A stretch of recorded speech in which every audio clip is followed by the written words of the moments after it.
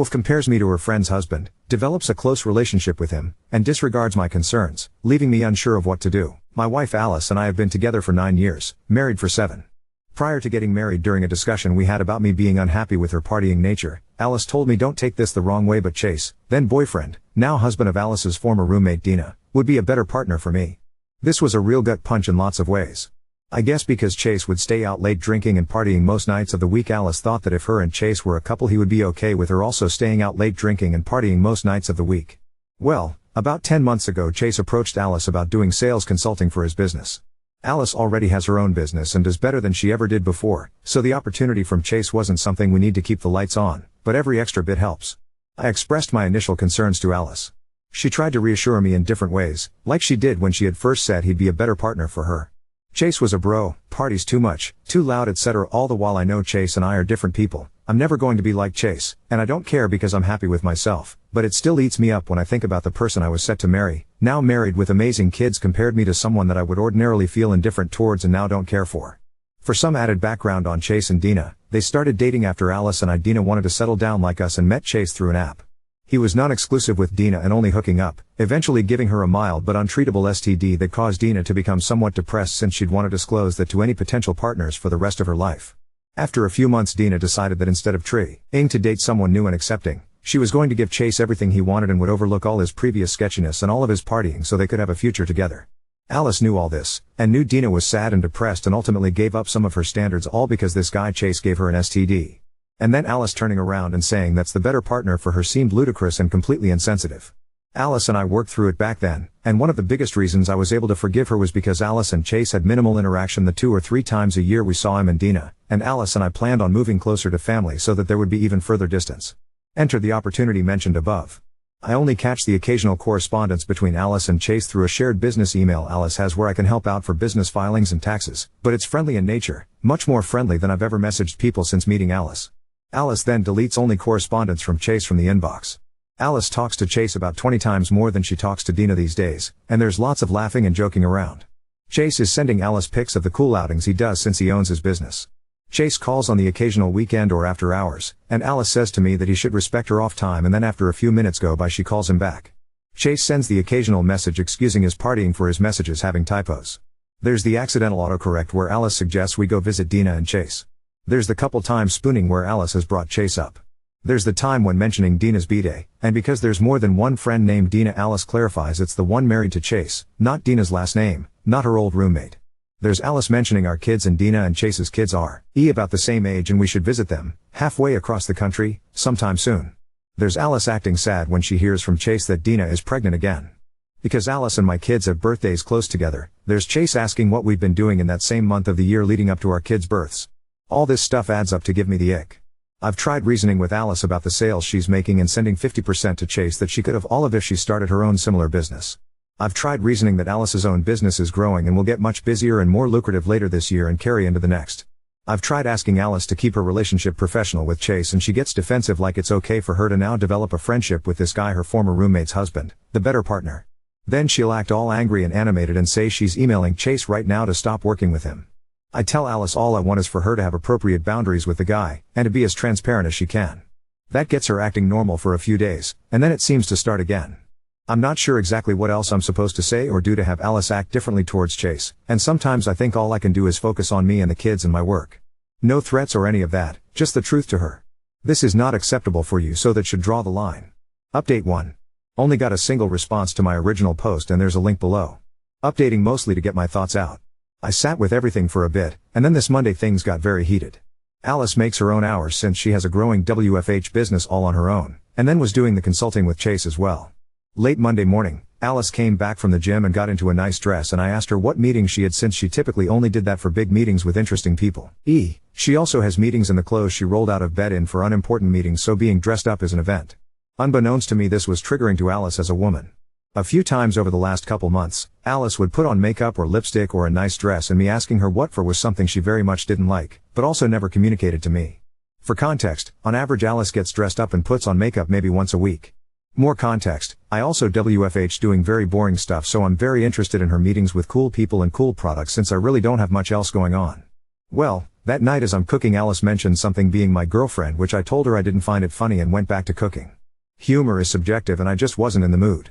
She wanted me to tell her what was wrong, that she had an idea what was wrong, and then she started talking loudly that it was just a joke and yelling at me, asking her questions when she gets dressed up and puts makeup on about who she's meeting with, virtually, or where she's going, comes across as searching for something and she didn't like it.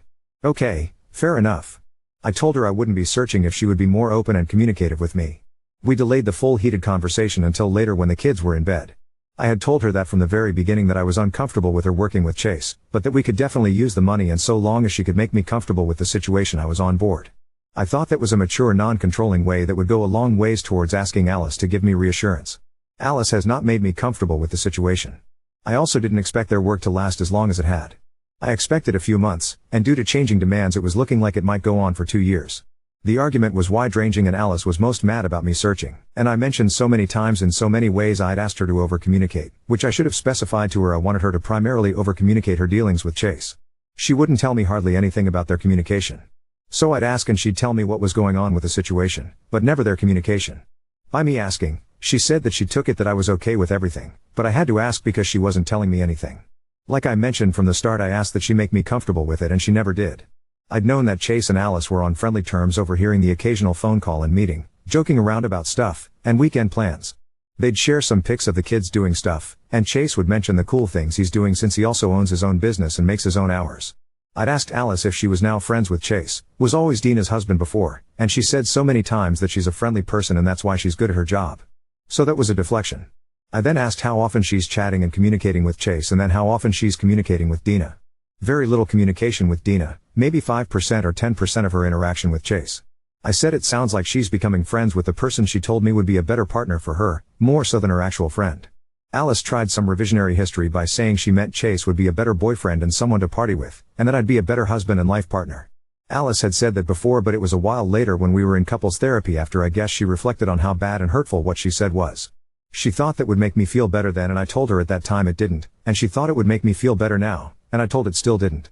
I mentioned to Alice that she wasn't setting boundaries with Chase, like when she'll answer calls, texts, messages, emails, etc. occasionally at night on the weekends.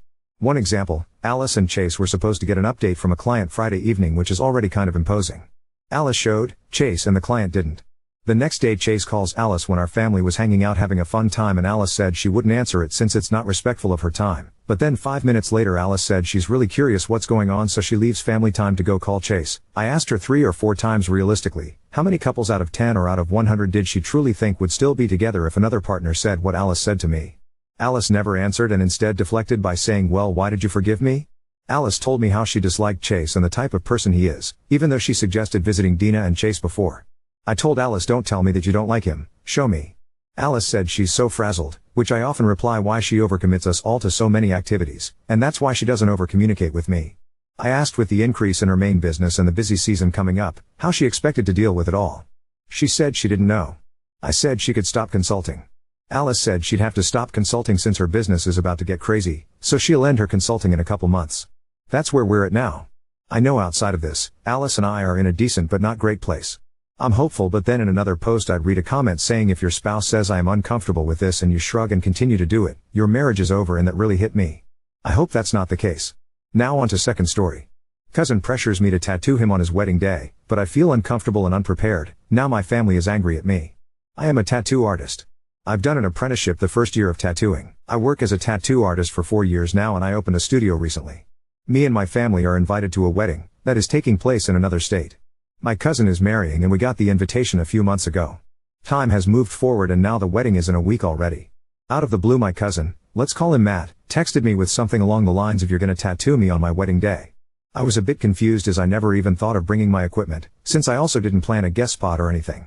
Guest spot is a tattoo artist working at another studio for a few days or weeks, mostly in a different area to grow the clientele. I jokingly asked if he has a machine, as I still hoped that he wasn't serious.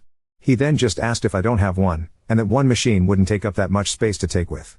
I replied that I didn't plan on bringing my equipment, that in fact contains more than just a machine, color, hygiene stuff, stencil, that's the purple stuff you put on the skin to then trace the tattoo with actual needles, etc., and that I'm not prepared to tattoo at a wedding of which I don't know anything about, layout of the location, is it inside/outside, and so on. He then said that he had planned on this and that it would mean a lot to him to both get a tattoo on his wedding day and that I'd be the one to tattoo him. Remember that this is the first time I'm hearing this. I again tried to explain that I don't feel comfortable with that and that it's quite short notice as I work until me and my brother fly over to attend the wedding and a tattoo needs to be designed first, right? He saw my message but didn't reply anymore. This morning my mother called and she was furious. She asked why I couldn't pull my shit together and just tattoo Matt. I told her what I've previously told Matt as well, but she didn't want to hear it. She just said it would mean a lot to her and Matt's family if I do that and that it could be my wedding gift. Then she hung up. I talked to my brother about it and he just shrugged it off and said it would be nice of you, though I'm unsure what to do now. As I said, I'm not really comfortable with the whole situation, especially because I've never been guest spotting, so I never had to travel let alone get on a plane with my equipment. But is that just selfish? I mean, it would mean a lot to apparently everyone and I'm just saying no? Edit. 1.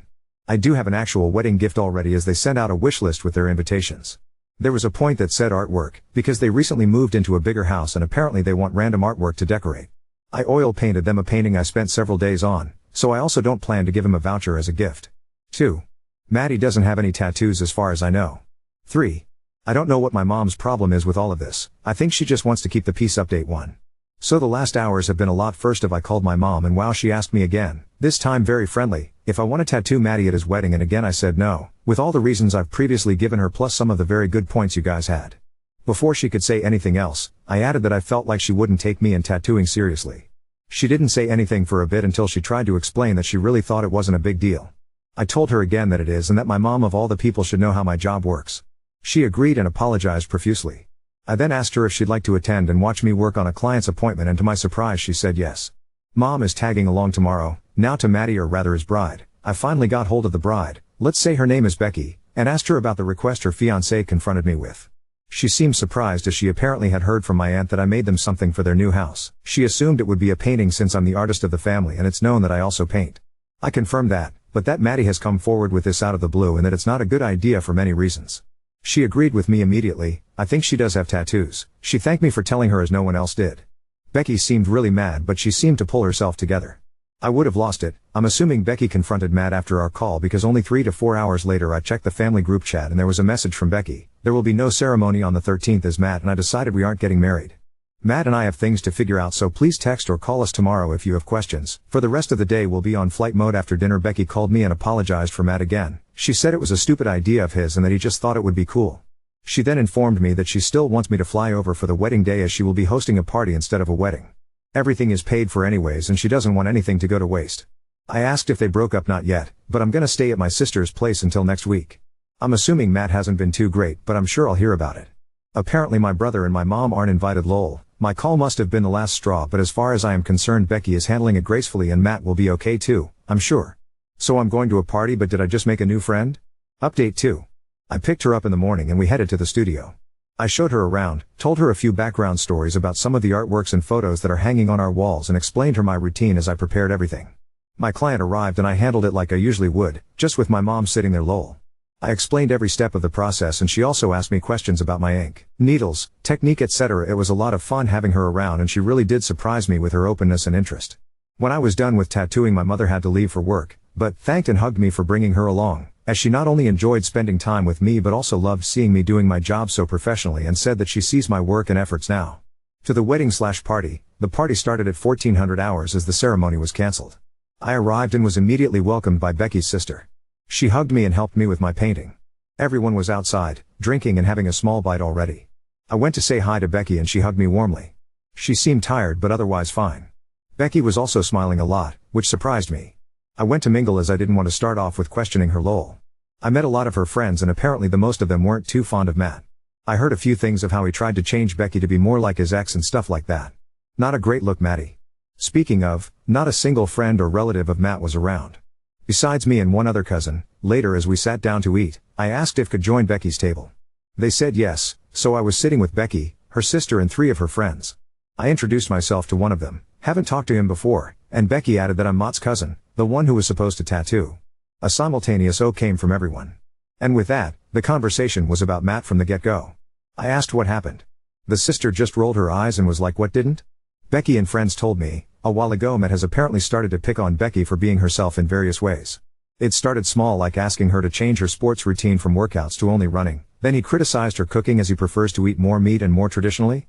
They discussed these topics and it always seemed fine, but he didn't stop.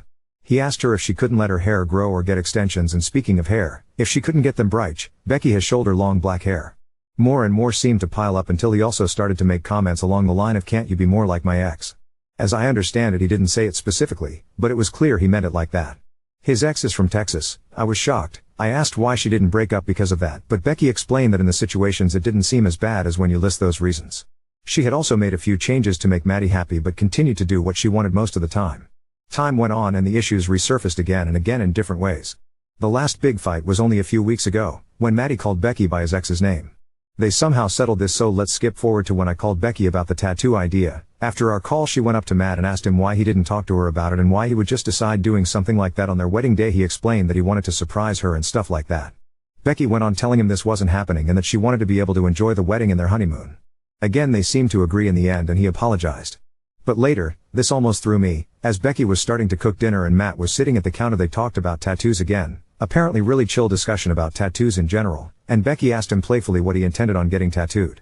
He gestured across his chest and said, "I want my birth date, our wedding date and your birth date, so, insert is BD /06.13.2024 insert BD /." Becky said she went blind for a millisecond. That third date was in fact not her birthday. She asked him again and he repeated the same dates. She then said that this isn't her birth date. He persisted that it was and that she should stop trying to fool him. She said she started to cry and ran to get her purse to show him her driver's license. That's when his face slipped. He tried to get out of it by making excuses that he isn't good with dates, etc., but Becky just went straight to her phone and checked Facebook. She found his ex's profile showing her birthday. It was the date he would have gotten tattooed on his chest, if I hadn't said no and also called Becky. My dumbass cousin would have ended up with the birthday of his ex-girlfriend next to his wedding date. Becky said he more or less told him it was over and that this is enough. She started to immediately reorganize the whole wedding and honeymoon while kicking him out of the house. A bit later she called me back. She also mentioned that she didn't want to say what happened on the phone as she thought I might tell my family and she really didn't want to hear about it. Fair, I get that. Becky changed the honeymoon booking and is now taking her best friend. Also, if you're wondering, Becky's dad is currently the owner of their house as they agreed to slowly pay him back, due to his financial wealth and stability that made more sense this way. As far as I know, Becky is going to stay there. Anyways, that's the tea, folks.